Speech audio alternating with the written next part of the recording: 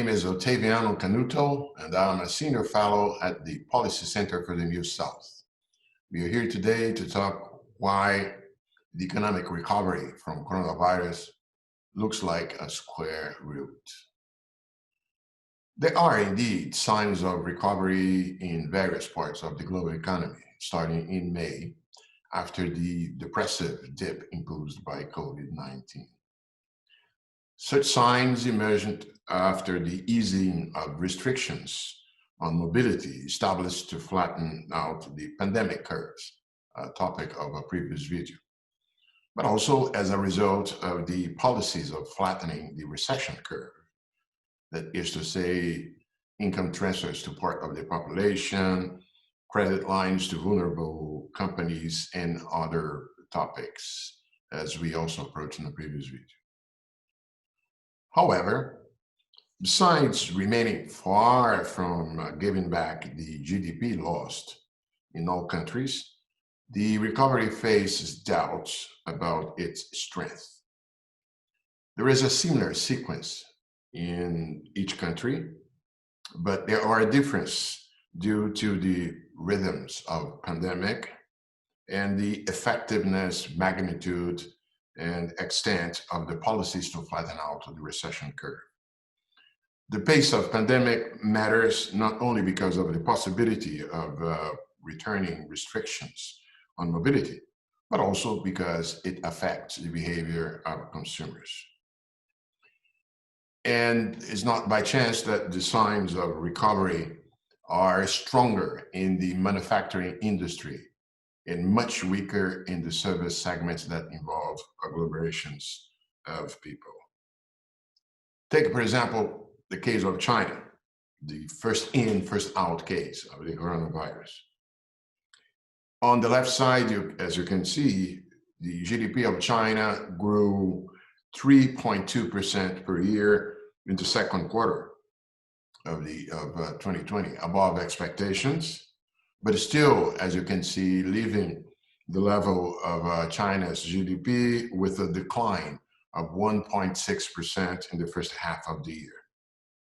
On the other hand, retail sales have disappointed, as you can see here in the indicators of several service-related activities, how they still remain below normal.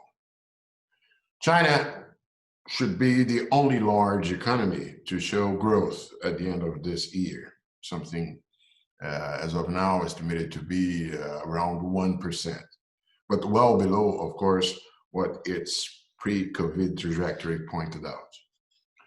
Now take the case of the United States.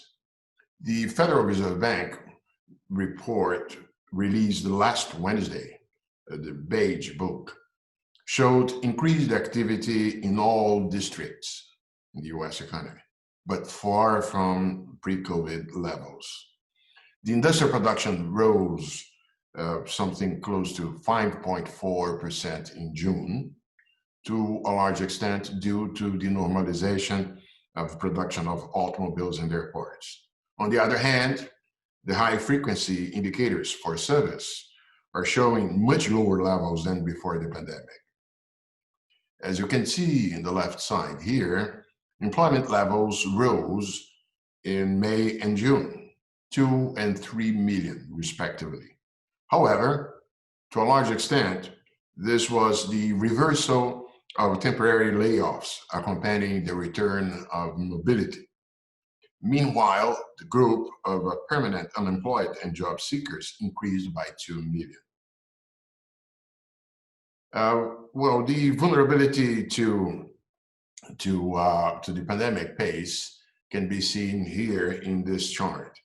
The influx of new coronavirus cases in California, Texas, Florida, and other states has been threatening to derail a recovery and rob the economy of the momentum it built up in May and June as the US loosened restrictions on business and consumers. Just look at the consumer sentiment index in July. It has fallen close to a pandemic low, erasing almost all the gains of confidence in the previous 2 months. In Europe, the dive caused by COVID-19 was deeper than in the US, and the recovery has been faster. As you can see in the left side here, the mobility has been rising in most countries in the euro area, and the industrial production fell 29% in March. In April, gaining back 14% in May. But two things, first of all, of course, we're far from having the full recovery, and also service, again, like in the US and China, have been lagging behind. Now, take Brazil as, let's say, as a reference for emerging markets. The fall in GDP in the second quarter of this year ended up being less than expected, among other reasons because the emergency aid disbursed by the federal government until the end of May was larger than the losses in the wage bill in the country until then. Doubts arise, however, regarding new positive surprises in the second half of the year, not least because everything will depend on the pace of recovery of informal employment at the end of the emergency transfers in August, but also because everything will depend on the pace of new infections, as this will continue to negatively affect the economy, not least because consumer behavior tends to reflect that pace, regardless of possible returns to mobility restrictions. So what will be the shape of the economic recovery curve in the different case? Will any country have a V, that is the return of the economy in a short time to the previous trajectory after suffering a strong blow during the pandemic, or a U, perhaps a W if new outbreaks of COVID-19 appear and new rounds of mobility restrictions are established? Probably the square root sign illustrates the most likely scenario, with some recovery in lost GDP, but not a return to the previous trajectory as depicted in this chart. The surge in demand that we pointed out is reflecting previously pent-up, repressed demand during the confinement phase. But of course, once they have this surge has reflected the relaxation of mobility restrictions, but this surge is momentary and let's say exhaustible. It is not possible to compensate for dinners in restaurants or trips that did not occur during restrictions. Additionally, as observed in all countries, the fear of physical proximity, very much grounded on reality, and restrictions on the occupation of supply capacity will keep limits on the recovery of service. I illustrate this here with the maintenance of restaurant seat occupancy, very much still in negative terrain in most countries in the sample here. Additionally, fiscal restriction walls will impose limits on the time length of policies of flattening the recession curve.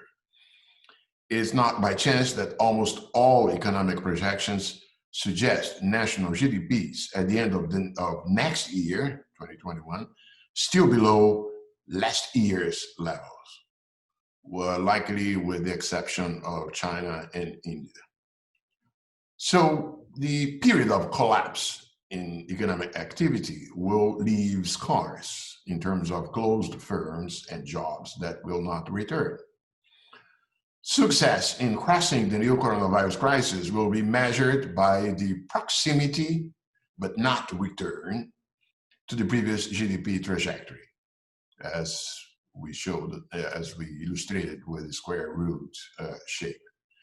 Thereafter, the task will be to deal with structural unemployment created by changing consumption patterns, increased levels of poverty in much of the world, the concentration of income, the challenge posed by digitalization, and the tendency towards relative deglobalization. So, to a large extent, the calculation of the square root will depend on the policies applied in each country, particularly with respect to both flattening the epidemic curve and the mitigation of the recession curve. Stay tuned.